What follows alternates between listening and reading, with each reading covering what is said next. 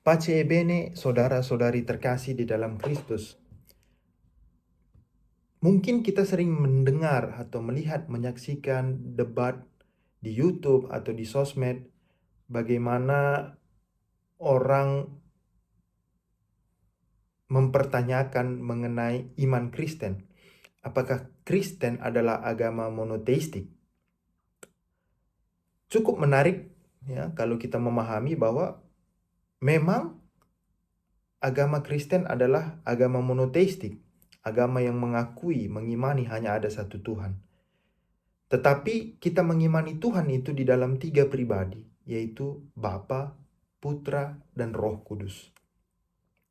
Maka bagi sebagian orang yang tidak paham iman kekristenan dari agama lain, bahkan dari orang Kristen sendiri yang mungkin sedikit banyak acuh mengenai iman Trinitas, Bapa, Putra, dan Roh Kudus, mungkin akan jatuh ke dalam pemahaman yang salah atau kebingungan. Sebenarnya persoalan ini sudah menjadi persoalan klasik yang sudah muncul sejak awal berdirinya gereja. Kalau kita melihat syahadat yang panjang, syahadat para rasul yang panjang, atau Credo Nicaea Konstantinopoli, dalam satu bagian dikatakan bahwa kita mengimani Allah benar dari Allah benar. Dalam hal ini saya tidak ingin menjelaskan apa itu Trinitas, tetapi saya ingin menjelaskan apa itu monoteisme sebenarnya. Allah benar dari Allah benar. Kalau kita membaca Injil, Yesus menjelaskan atau memaparkan bahwa Dia adalah jalan, kebenaran, dan hidup. Kebenaran adalah Yesus sendiri. Ketika Yesus di hadapan Pilatus, Pilatus bertanya, "Apa itu kebenaran?" Yesus tidak menjawab apa-apa. Karena apa? Karena akan sia-sia. Karena sebenarnya Pilatus telah melihat kebenaran itu sendiri. Lalu kenapa kita sebagai orang Kristen harus yakin bahwa kita mengimani Allah yang benar, yaitu Yesus? Karena memang kebenaran itu tidak bisa mendua. Dalam satu persoalan, tidak mungkin ada dua yang benar. Pasti ada satu yang salah dan satu yang benar. Atau dua-dua yang salah. Hal yang sama dalam kitab suci, hal yang sama mungkin dalam hidup kita sehari-hari. Ketika kita berhadapan dengan berbagai pertanyaan dari agama lain, yang mempertanyakan kebenaran dari Allah kita, benar, Allah kita adalah Allah yang benar. Dan sejauh mana kita bisa memahami kebenaran Allah itu? Sering kita memahami kebenaran Allah atau kebenaran monoteisme itu dalam arti yang sangat sempit, terutama dari pertanyaan-pertanyaan agama-agama lain mengenai monoteisme dalam kekristenan. Kalau kita memahami monoteisme itu sebagai percaya akan satu Allah, maka sebenarnya kita tidak membutuhkan kitab suci yang begitu tebal untuk menjelaskan bahwa Allah itu satu. Karena untuk sampai kepada pemahaman bahwa Allah itu satu, untuk sampai ke pemahaman bahwa Allah adalah awal dan akhir, alfa dan omega, bahwa Allah adalah pencipta dan tujuan segala sesuatu, maka kita tidak membutuhkan ribuan ayat dalam kitab suci. Cukup membaca karya-karya teologi dari Thomas Aquinas. Thomas Aquinas sangat terkenal dengan 5 jalan menuju Tuhan. Manusia secara natural, secara akal budi, bisa sampai kepada pemikiran, pemahaman bahwa hanya ada satu Allah, hanya ada satu penguasa tertinggi.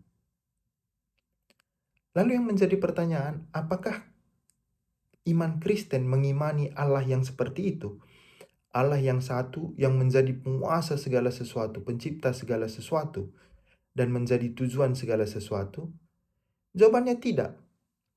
Karena Allah seperti itu adalah Allah yang sederhana, yang lahir dari kemampuan akal manusia.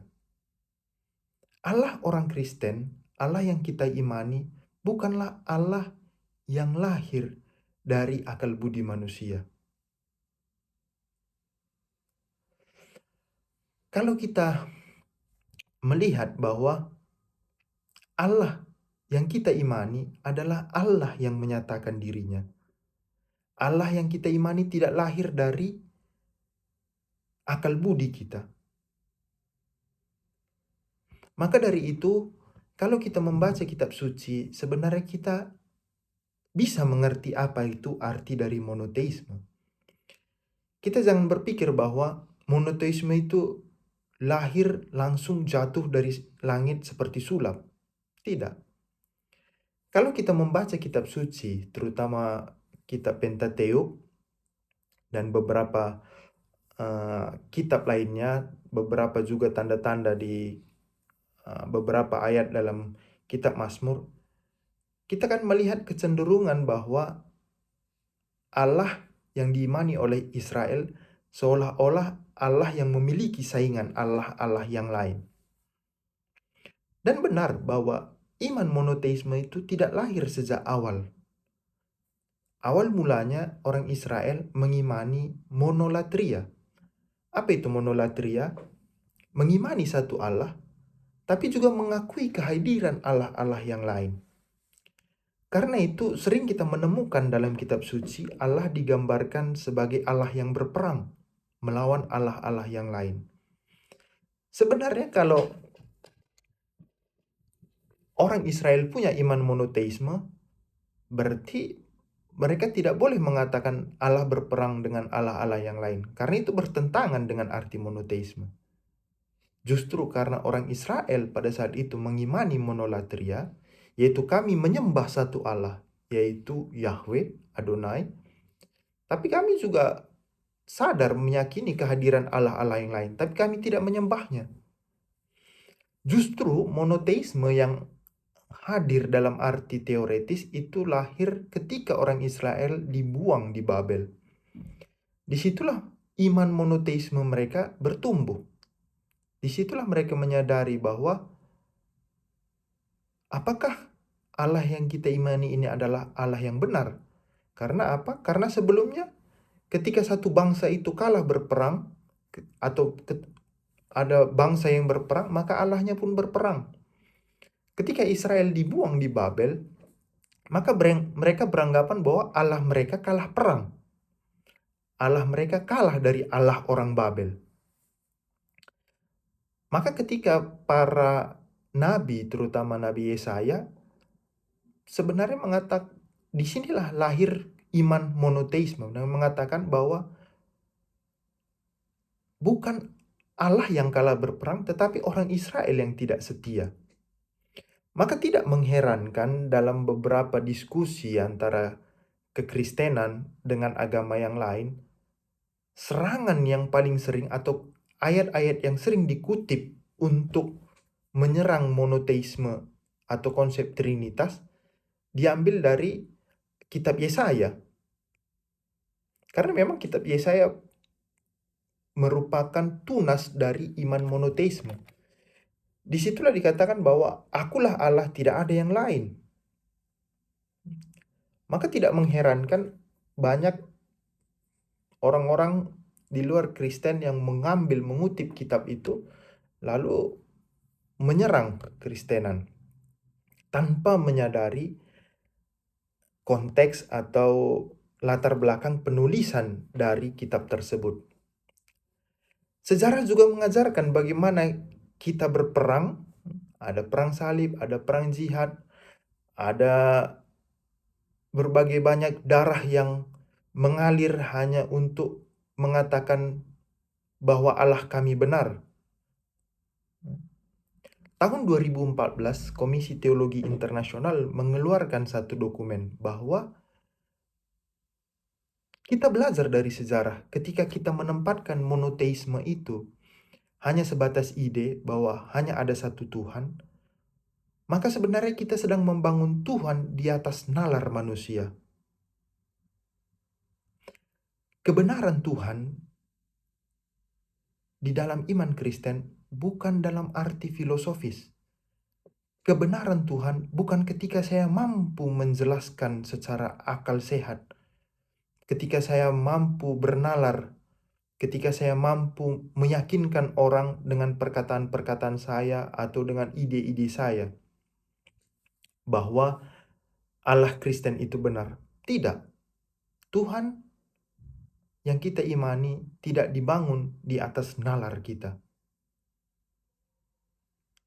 Thomas Aquinas pun ketika dia menghasilkan banyak karya teologi, pada akhirnya apa? Dia berhenti berbicara atau menulis tentang Tuhan. Kebenaran iman Kristen bukan dalam arti filosofis, bukan dalam arti ketika saya mampu berdebat atau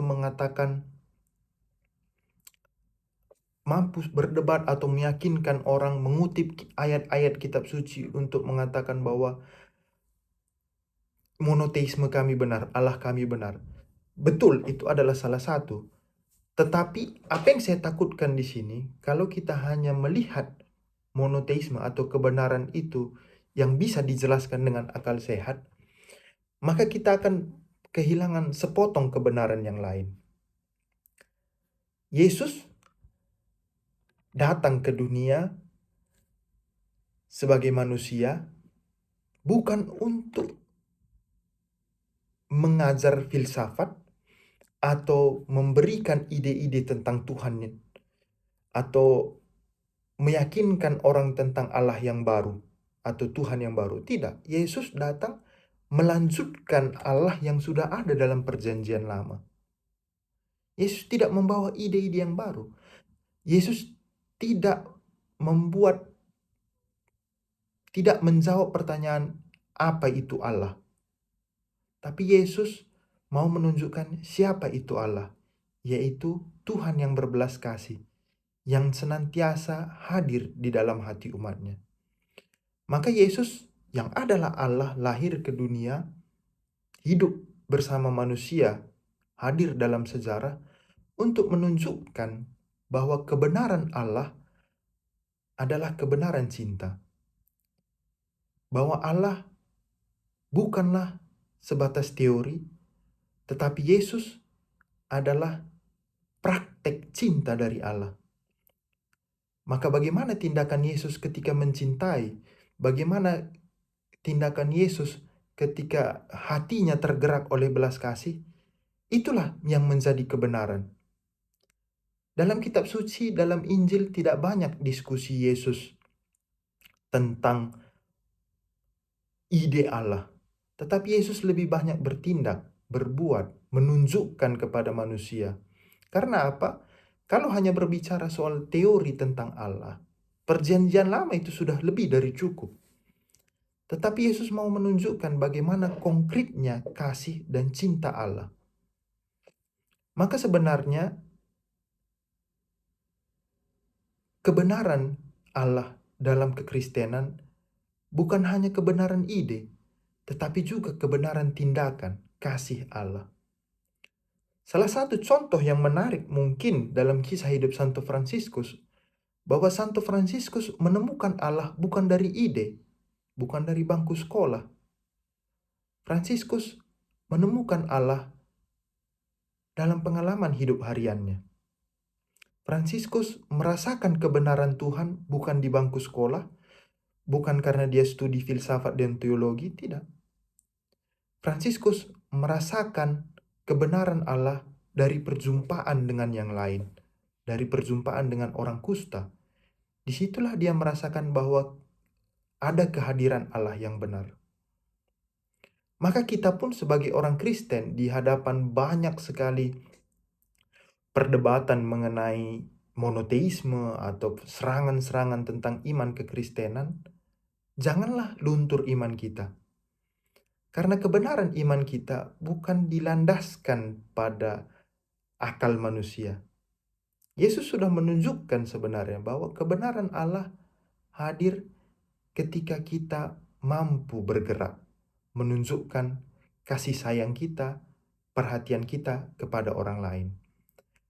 Maka dari itu, saudara-saudari terkasih, kebenaran Tuhan akan kita temukan ketika kita mampu mencarinya dalam pengalaman hidup kita sehari-hari.